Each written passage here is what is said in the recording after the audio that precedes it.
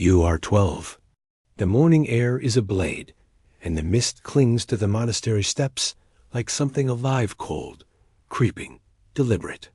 Your bare feet burn with numbness as you kneel on stone, motionless, silent, obedient. Somewhere behind you, the slow hush of silk robes glides closer. The older monk's footsteps echo like verdicts. You've learned not to look him in the eye. You don't need to. His gaze rakes over you with the detachment of a butcher inspecting. Livestock dot, and then it comes that withered hand on your shoulder. Not gentle, not cruel, just certain. And in that moment, the weight of your new life clamps down on your small frame like invisible chains. Soft-spoken, ceremonial, inescapable. You don't yet understand what you've become. But the silence in the prayer hall is thick, and the air is sweet with incense that cannot cover the rank scent of fear clinging to your skin. This is your first morning as a Chig, Jia Temple boy. You think you've been chosen. The truth is, you've been bought. Behind you, in the shifting shadows cast by the towering Buddha statues, other boys move with the precision of puppets. Some have lived this life for months, others for years. Their eyes hold secrets you aren't old enough to name secrets about. What happens when the temple bells go silent and the outside world forgets you exist. Welcome to ancient Japan. A place where beauty was currency, where devotion was performative, and where innocence was the most profitable lie. Here, behind sacred walls and under golden halos of enlightenment, young boys were consumed, body, mind, and soul, by men who believed the divine gave them permission. This isn't a story about religion.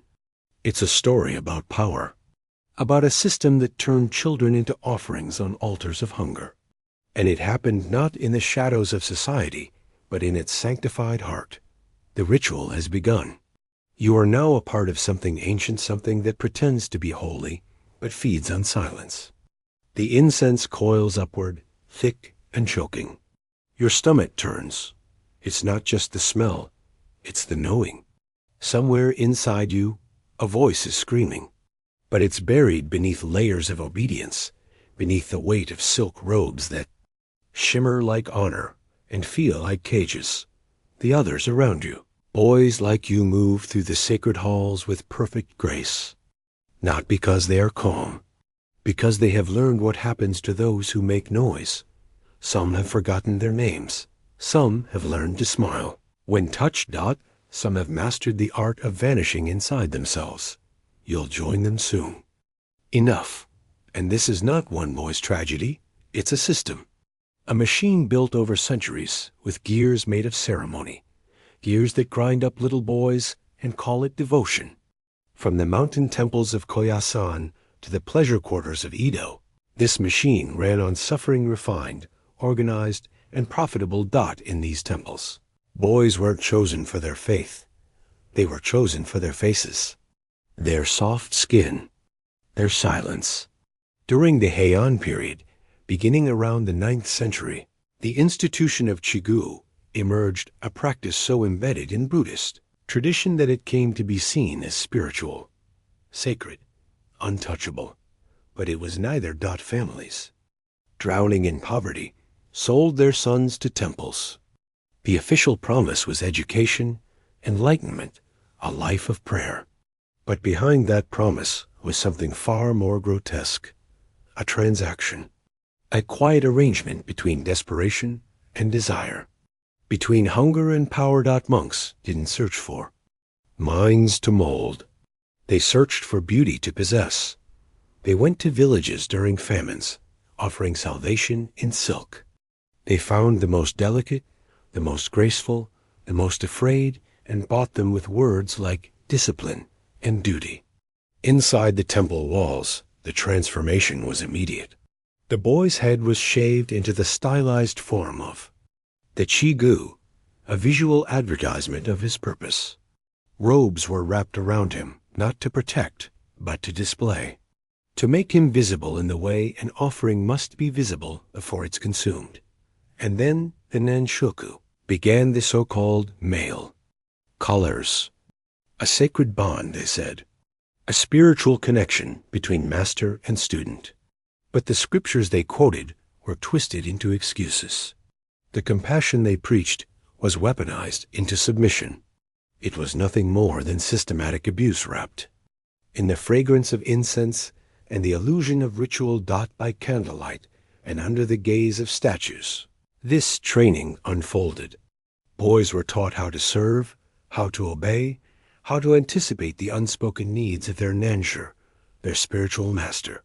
They woke before dawn to draw baths, to prepare meals, to be available. Always, their every move was watched. Their every reaction studied. Punishment came not with cruelty, but with precision. A correction here, a fast denied there, a lesson taught in silence and bruises. And when the physical violations began, they were disguised as intimacy, as discipline, as enlightenment. The older monks spoke of love, of transcendence, of karmic reward. They called it the path to spiritual awakening. But what it really was the destruction of children. The temple kept records, though never explicitly. Euphemisms filled the margins. Purity training, devotional instruction, seasonal bonding.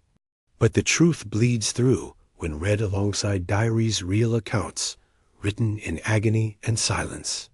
One entry from a monk in the 12th century details his instruction of a boy named Kikumaru.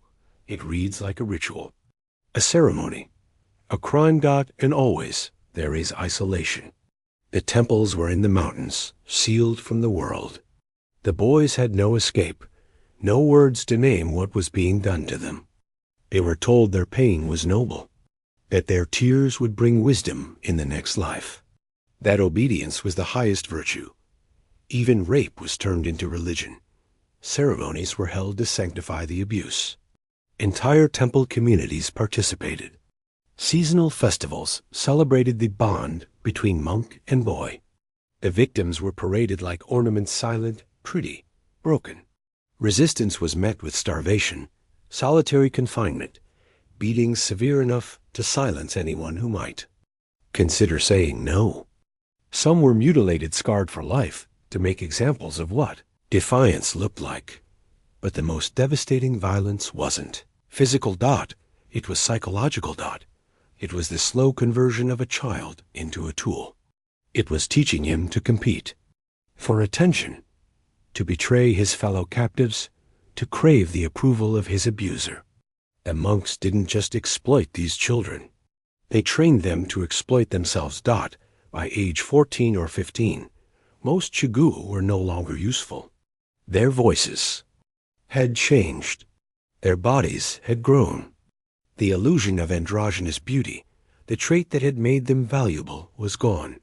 Some were absorbed into the temple system as junior monks, their souls scarred beyond repair. Others were cast out, tossed into a world they no longer understood, without skills, without family, without hope. But the system didn't end in the temples. It simply evolved. When the sword was finally sheathed and peace settled over Japan, the violence didn't end, it adapted. It moved from the shadows of monasteries and the war rooms of castles into the flickering, lantern-lit alleys of Edo's pleasure quarters.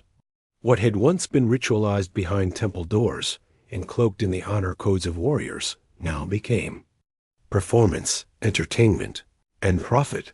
The boy was still for sale, but now he had a price tag. He was no longer called Shigu or Wakashk. Now he was Kagima, a shadow actor, a term that said everything. Performer, prostitute, ghost. He existed in the in-between, not quite human, not quite free. Just a shadow bought and sold in the bright lights of Japan's floating world. Edo period, 1603 to 1868, was an age of rigid social order and flourishing culture. The Tokugawa shogunate enforced peace with an iron grip. The samurai became bureaucrats. Farmers farmed. Merchants schemed. And in the corners of the new urban sprawl, a different kind of economy thrived, built on pleasure, illusion, and desperation. Cities like Edo, now Tokyo, Osaka, and Kyoto swelled with people-displaced warriors, struggling artisans, impoverished farmers, and the endlessly hungry merchant class. In their shadows, the brothel districts bloomed, regulated by the government and taxed for their usefulness. Here, the kagema became a commodity. Boys were recruited under the same old lies: apprenticeship, theater training, entertainment. But the contracts they signed, or more often, that were signed for them, were ironclad. 10 years of servitude. No exit. No escape. Poor families, crushed by famine or debt, sold their sons into the pleasure trade. Some thought they were giving them a future. Others knew exactly what they were selling and did it anyway. Once inside the Kagama Shaya, the shadow tea houses, boys were stripped of their names, identities, and autonomy. They were dressed in silk and powdered with ash. Their rooms were decorated with erotic screens, incense burners, and mirrors, everything designed to turn a child into an object of desire. Customers would browse them like goods, ask for demonstrations, touch them before speaking. There was no privacy, no sleep without permission, no safety. And no age limit. Boys as young as 11 were sold for prices that could feed a family for years. But they would never see a single coin. Their debt, the cost of their purchase, clothing, lodging, and so-called training was stacked so high that most would never earn their freedom, even if they lived long enough to try. The daily life of a kagema was a performance in humiliation. They were trained by older boys, veterans of the same system, to seduce, to serve, to survive. They were taught how to read desire in a man's face, how to pretend to enjoy what disgusted them, how to flirt with death and smile while doing it. And their clientele, everyone. Samurai still came, now on stipends too small to keep their own boys. Merchants came, eager to buy what social rules denied them. Even Buddhist monks, who had once justified their abuse with sacred texts, came to these brothels for reminders of their temple days. There was no moral. There was only money. One former kagema, Konoika, left behind a private memoir kept hidden, until recently unearthed by historians. He describes the constant fear of being too old, fear of a violent client, fear of being replaced, fear of surviving. He writes of boys who hanged themselves with their silk belts, of boys beaten too, death and replaced before morning, of being told over and over that their suffering was their own fault, that their beauty was a burden and their obedience a gift. Some believed it. Some took pride in it. Some even taught it to the next generation. There was no rescue waiting on the other side of their contracts. Most had no families left either, dead, ashamed, or too poor to take them back. They had no skills outside of the bedroom. They were sick, malnourished, scarred. The lucky ones became brothel managers. The rest, too broken to leave, stayed where they were until they were no longer useful and were quietly removed. And when one was gone, another was brought in. The government, aware of the industry's scale and profit, chose not to intervene. Regulation meant control. Taxation meant revenue. Compassion was bad business. When particularly gruesome abuses made the news, the brothel wasn't shut down. It was relocated. The owner wasn't punished. He was reassigned. The machine kept running. The machine did not stop because it broke. It stopped because the world saw it. By the mid-19th century, Japan had opened its doors to the West, reluctantly and under pressure. Steamships arrived. Diplomats followed. And with them came scrutiny, unforgiving, foreign, and loud. The Edo pleasure quarters, once protected by the veil of tradition, became objects of fascination and horror. Western observers walked through streets lined with brothels, some lit like theaters, others hidden like crimes. They saw what the Japanese elite refused to see, or perhaps no longer noticed: Children painted, powdered, posing waiting for men who believed their money bought silence. One of them, a British diplomat named Rutherford Alcock, wrote extensively about what he found in Edo's entertainment districts.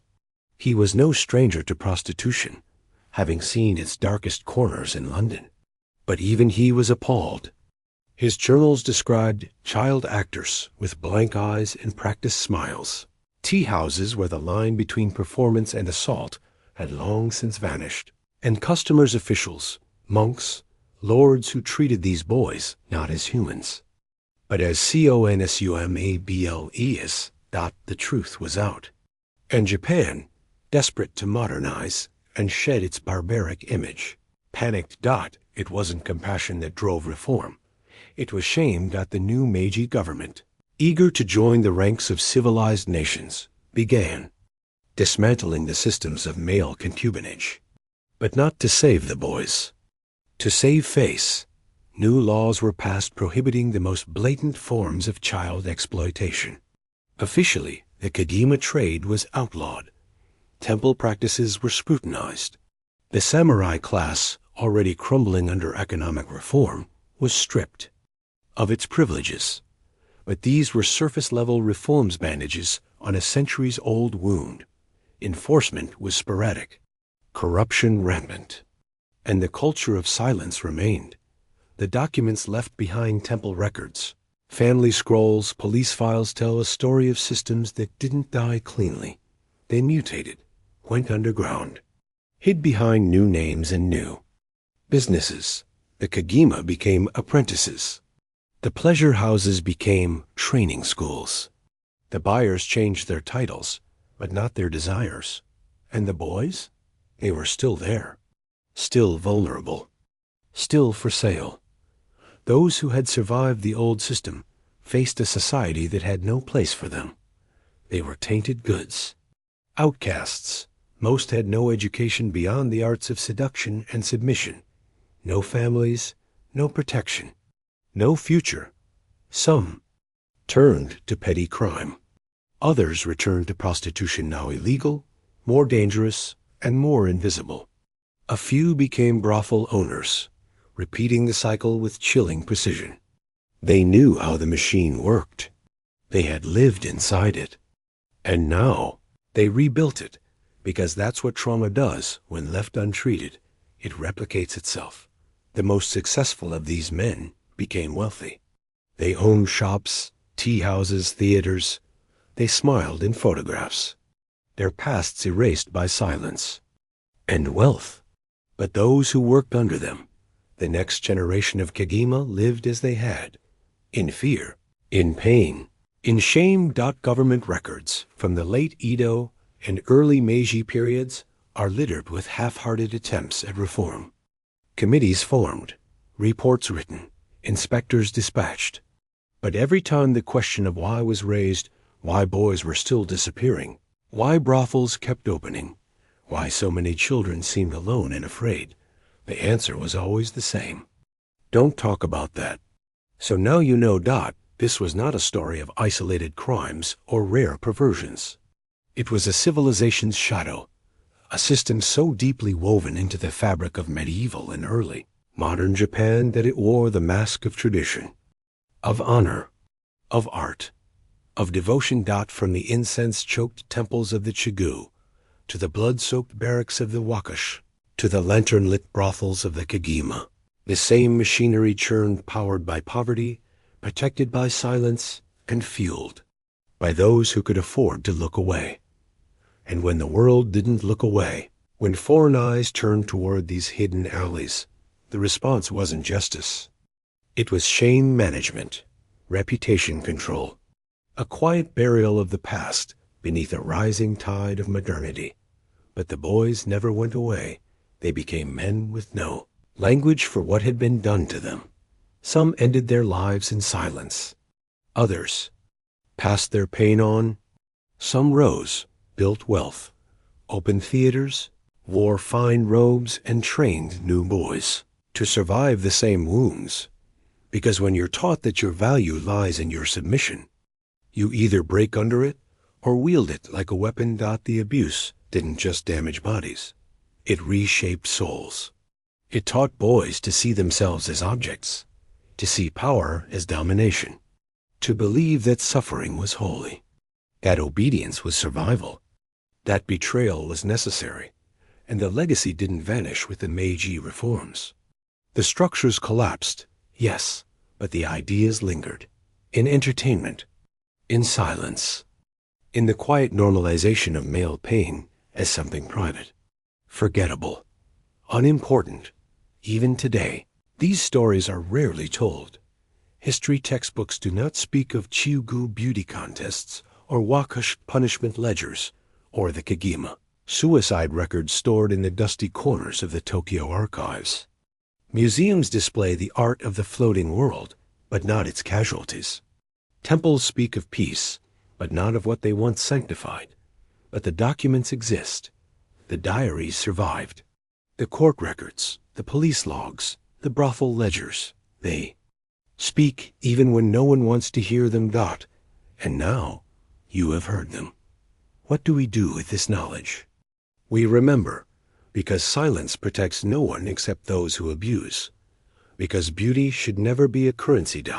Because power, when left unchecked, will always find the weakest back to stand on.